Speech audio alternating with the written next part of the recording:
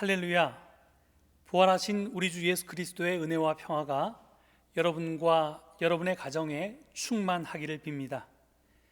길고 긴 사순절을 다 지나 보내고 마침내 부활절을 맞이했습니다. 한껏 기뻐하고 싶습니다. 하지만 우리의 현실은 그렇지 못합니다. 코로나19의 세계적 대유행으로 지금 인류는 역사상 가장 우울한 부활절을 맞고 있기 때문입니다. 세계 각국은 현재의 상황을 전쟁 중이라는 말로 표현하고 있습니다. 수많은 사람들이 목숨을 잃었고 그보다 훨씬 더 많은 사람들이 코로나19와 사투를 벌이고 있습니다. 이런 엄중한 시기에 우리 그리스도인들이 모여서 자기들만의 잔치를 벌일 수가 없어서 우리 교회는 오늘 부활절 예배도 부득이 가정 예배로 드리기로 했습니다. 하지만 성령 강림절 전에 모두 7주 동안 부활절기가 계속되니 그 사이에 코로나19 사태가 진정되어 온 교우가 함께 모여서 부활절 예배를 드릴 수 있을 것으로 기대합니다. 그때까지 조금 더 인내하며 기다리시기를 바랍니다. 지난 성금요일에 우리는 마태복음의 순환 이야기를 읽고 묵상하면서 예배를 드렸습니다. 오늘의 복음 말씀은 그것에 이어지는 마태복음의 부활절 이야기입니다.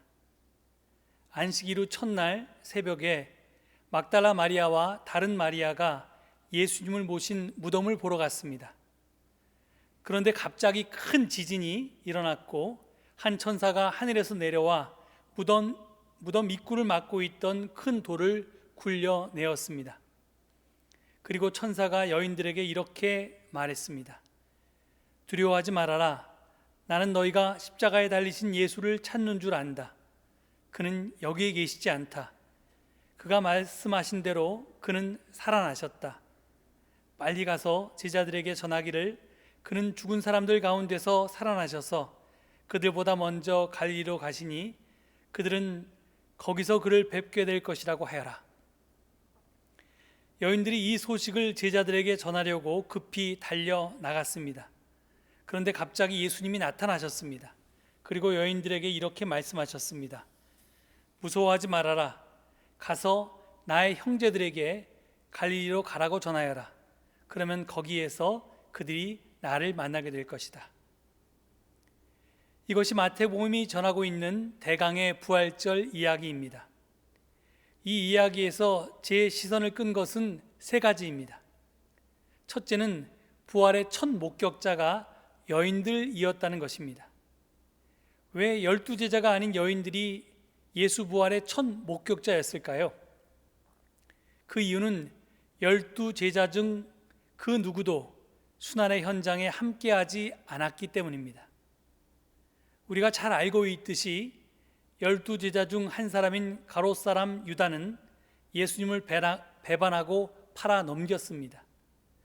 그리고 수제자 베드로는 닭이 울기 전에 무려 3번씩이나 예수님을 모른다고 부인했습니다. 또한 나머지 10제자들도 다 뿔뿔이 흩어져 도망을 쳤습니다.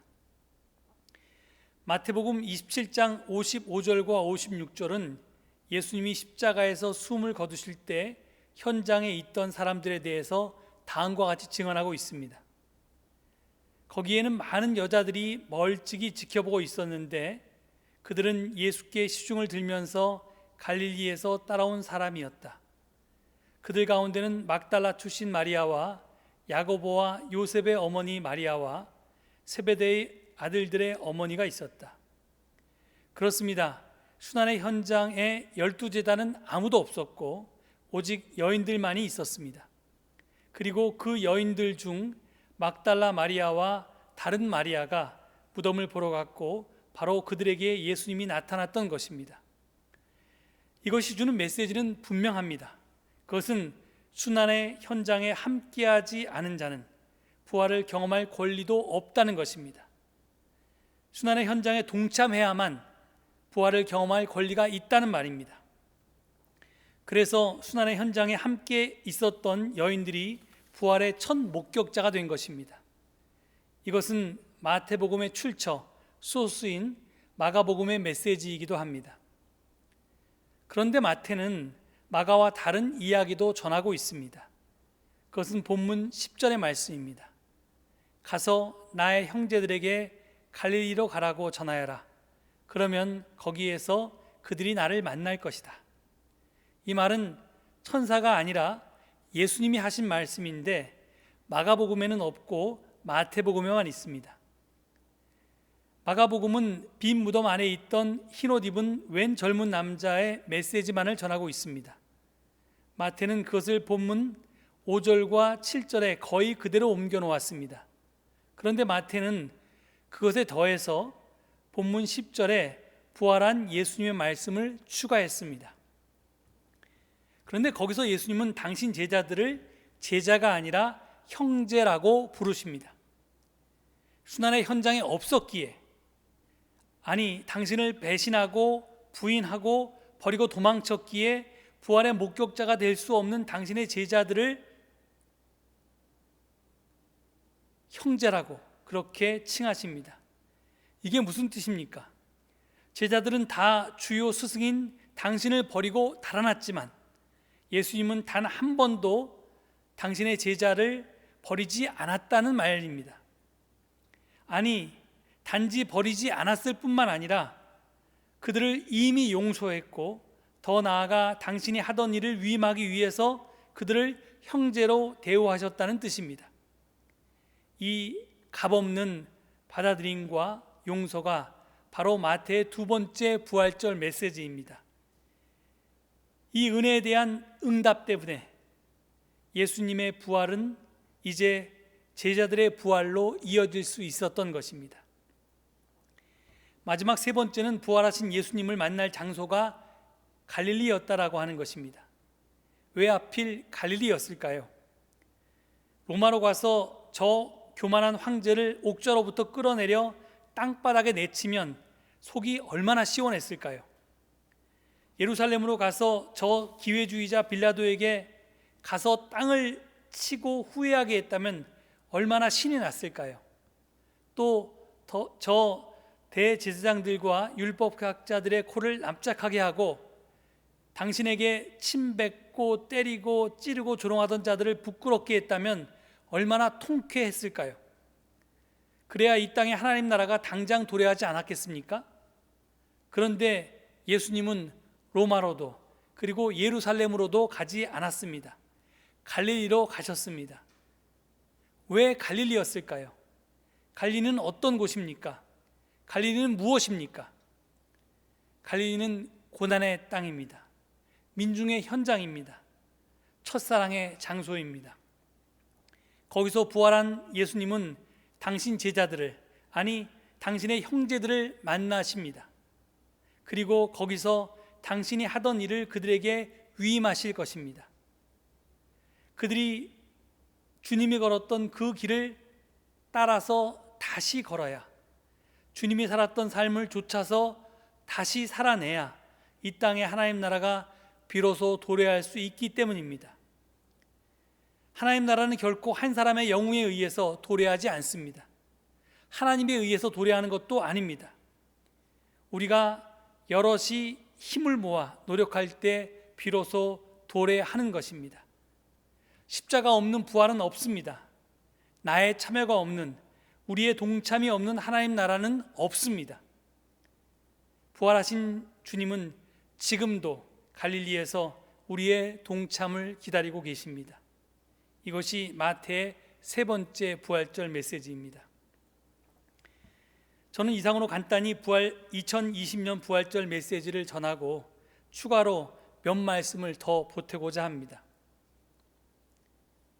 지금 인류는 제2차 세계대전 이후로 가장 큰 위기에 직면해 있습니다. 학자들은 이번 코로나19 사태가 인류에게 문명사적 대전환을 가져올 것이라는데 대부분 동의하고 있습니다. 그러니까 코로나19 사태 이전과 이후는 전혀 다른 세상이 될 것이라는 뜻입니다. 이는 오래전에 흑사병이 그랬던 것과 유사합니다. 흑사병은 인류 역사를 바꾼 질병 중에 하나입니다.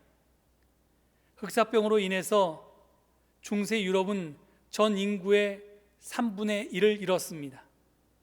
이 때문에 봉건제와 경제 체제 자체가 흔들렸고 역사가 바뀌는 기점이 되었습니다. 이번 코로나19 역시 흑사병과 같은 사회적 재난으로 문명사의 중요한 사건으로 남게 될 것이고 인류의 삶을 근본적으로 변화시킬 것이라는 게 학자들의 생각입니다. 그 변화가 구체적으로 어떤 것이 될지는 아직 보지 않습니다. 하지만 재택근무가 늘고 또 대규모 종교 집회가 줄어들 것은 분명합니다. 또한 지구 생태계에 대한 관심과 보호에 대해서 지금까지와는 차원이 다른 대책들도 나와야 할 것입니다. 그리고 또 하나 분명한 것은 지금까지의 선진국 개념이 바뀔 것이라는 것입니다. 기존의 선진국인 미국, 일본, 유럽의 여러 나라가 얼마나 후진적인지가 이번 코로나19로 인해서 만천하에 드러났습니다. 그리고 아직도 개발도상국인 줄 알았던 우리나라가 세계의 주목을 받게 되었습니다. 이것은 어쩌면 우리만 몰랐던 사실을 이제야 비로소 깨닫게 된 것인지도 모르겠습니다. 10여 년 전부터 선진국 스포츠라 불리는 여러 종목에서 세계적으로 유명한 선수들이 줄줄이 탄생했습니다. 뛰어난 예술인들이 연이어 등장했고 전 세계 젊은이들이 K-팝에 열광할 때에도 우리는 그건 특별한 사람들의 특별한 이야기인 줄로만 알았습니다. 최근에 봉준호 감독의 영화 기생충이 전 세계 유명 영화제를 석권할 때에도 그것이 우리의 문화 수준이라고는 생각하지 못했습니다. 그런데 이번에 코로나19를 온 국민이 함께 극복해 나가면서 우리는 우리 자신의 수준을 외신을 통해서 확인하게 되었습니다. 우리는 우리 자신도 모르는 사이에 성큼 그리고 부쩍 성장했던 것입니다. 뉴스를 보니까 옛날에 우리가 미제라고 하면 메이드 인 USA라고 하면 세계 최고라고 생각했듯이 지금 세계 여러 나라 사람들은 방역 제품이나 공산품은 물론이고 농산물까지도 한국 제품 메이드 인 코리아를 세계 최고로 알고 있고 또 없어서 못 파는 실정이라고 합니다. 그렇습니다. 대한민국의 위상, 국격, 국가 브랜드가 이번 코로나19로 최고조를 달리고 있습니다. 그런데 생각해 보니까 우리가 잠시 잊고 있었는데 우리는 참으로 대단한 국민입니다. 촛불 시민혁명 하나만 보아도 그렇습니다. 수만 명, 수십만 명이 모여서 집회를 했는데 폭력과 약탈이 단 한 번도 없었습니다. 그렇게 질서정연한 집회, 그렇게 자발적이고 민주적이고 평화적인 집회가 세계 역사 어디에 있었습니까? 우린 그 촛불 시민혁명을 통해서 불의한 정권을 피 흘림 없이 합법적으로 몰아내고 새 정권을 세웠습니다. 물론 아직 많이 부족합니다. 청산되지 않은 적폐가 곳곳에 남아있고 불의한 기득권을 끝까지 놓지 않으려는 세력들이 존재합니다. 마음 같아서는 부활한 예수님이 로마나 예루살렘에 가서 일거에 적폐 세력을 깨끗이 청산했으면 하듯이 우리 사회도 그렇게 되었으면 좋겠다 싶습니다. 그런데 적폐 청산은 더디고 기득권 세력의 목소리는 점점 커져만 갔습니다. 그래서 이대로 촛불 시민혁명도 미완의 혁명으로 또다시 주저앉지 않을까 걱정하며 두려워했습니다. 그래서 이번 4.15 총선의 결과가 많이 걱정되었습니다. 그런데 그것은 우리가 선진국임에도 불구하고 스스로만 몰랐던 것 같은 것이었습니다. 우리 국민은 그렇게 바보가 아닙니다. 우리 국민들은 어제와 오늘의 사전투표 그리고 수요일에 있을 당일 투표를 통해서 적폐 세력에 대해서 분명한 심판을 내릴 것입니다. 민주 세력의 압승을 안겨줄 것입니다. 그래서 대한민국은 4.15 총선 이전과 이후로 전혀 다른 나라가 될 것입니다. 촛불 시민혁명은 절대로 미완에 그치지 않고 완성을 향해서 힘차게 발돋움하게 될 것입니다. 그러기 위해서는 여러분이 갈릴리로 가야 합니다. 촛불 시민혁명에 참여했던 첫사랑을 회복해야만 합니다. 투표를 통해서 민심이 천심임을 분명하게 보여주어야 합니다. 십자가 없는 부활은 없습니다. 나의 참여가 없이, 우리의 동참이 없이 하나님 나라는 이루어질 수 없습니다. 제가 학생운동을 하고 기독 청년운동을 할 때에는 저는 좋지 않은 시대에 태어났다고 생각했었습니다. 그런데 지금은 생각이 완전히 바뀌었습니다. 우리가 오늘날 이 땅에 태어나서 우리나라의 민주화와 통일과 인권을 위해서 앞에서 또는 뒤에서 보이게 보이지 않게 이런저런 모습으로 참여했던 모든 일들은 다른 일이 아니었고 교과서를 쓰는 일이었습니다. 지금 우리나라 방역 당국이 감염병에 관한 새로운 교과서를 쓰고 있듯이 말입니다. 우리의 걸음걸음은 인류에 남기는 민주화 교과서, 통일 교과서, 인권 교과서가 될 것입니다. 저는 그것이 너무나 자랑스럽습니다. 긍지가 느껴집니다. 분명히 말합니다. 우리가 쓰면 세계가 따라올 것입니다. 그러니 여러분 한 사람 한 사람이 세계를 향도할 교과서를 쓰는 주역임을 잊지 마시기 바랍니다. 그래서 역사 속에서 깨어있는 시민으로 끝까지 나 자신에게 맡겨진 책임을 다하시기 바랍니다. 미래 세대를 위해서, 전 인류를 위해서 새 역사, 새 사회를 한자 한자 여러분의 삶으로 써내려가시기 바랍니다. 그 길에 부활하신 예수 그리스도께서 늘 함께 하실 것입니다. 이제 이 말씀을 되새기시면서 잠시 침묵 가운데 묵상하시겠습니다.